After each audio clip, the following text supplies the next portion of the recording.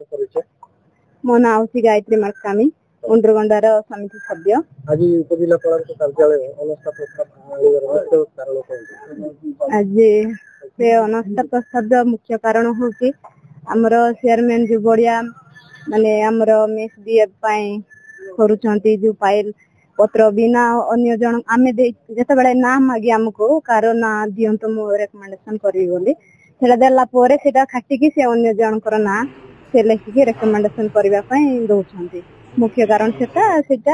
आमे अन्य अनास्था प्रस्ताव पई पदक्षेप नैछु। किसी कारबार को किसी हाँ मु सुने लोक आम दलिय लोक मान मु सुने से कहती मैडम पैसा देले फाइल पत्र साइन करिवे एमती कहउछंती। तापरे हमको कहउछंती हाँ एमती काई होउची आम निज दलर लोक एमती काई पीसी कथा कहउछंती पैसा आमे तो बोर्ड तांको जिथेइछु तापरे भी से हमको पैसा पत्र मागुछंती बोली कहउछंती। कोन चाहछंती आपण सेतिपय आमे भी निजे कहउछु एमती करिवा बोल नाही से तो जो पाउछंती 8टा जीपी रो ता बाद भी एमती तो से ता अनुसार से लोक माने तांको तो देबे ही नियाती किछि खर्च देबे बाद भी से जबरदस्ती बढ़िया से पैसा न देले मु ए करबी नाही बोली कहउछंती। सरकारी व्यवस्था कौन होइछ आगामी किछि कोन से अपन नोटिस करले डेट के दर्ज हो वोटिंग केले हो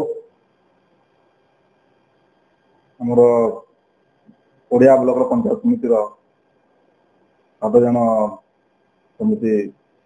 सभ्य आसिकरी गोटे पिटिशन दाखल करथिले मो पाखरे तांगर जो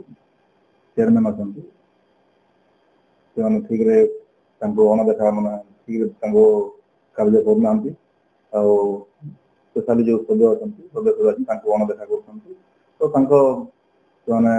विभिन्न दुर्नीति कि अन्य प्रसंग काम को अटकेवा विभिन्न 7-8टा पॉइंट से अभियोग दाखल कर विरुद्ध में अनास्था प्रस्ताव दाखल कर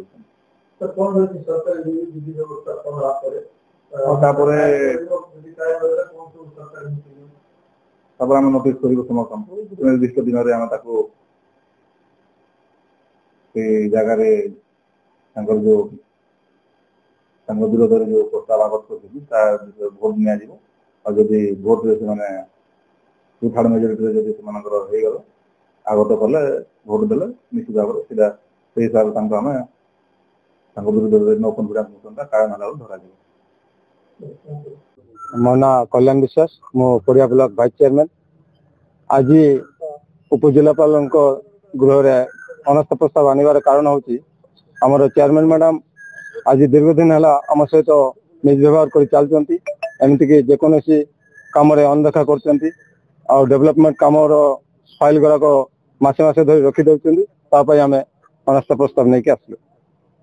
अधिक अपडेट देखिबा पई न्यूज ओडिया 30 चैनल को लाइक शेयर एवं सब्सक्राइब करंतु।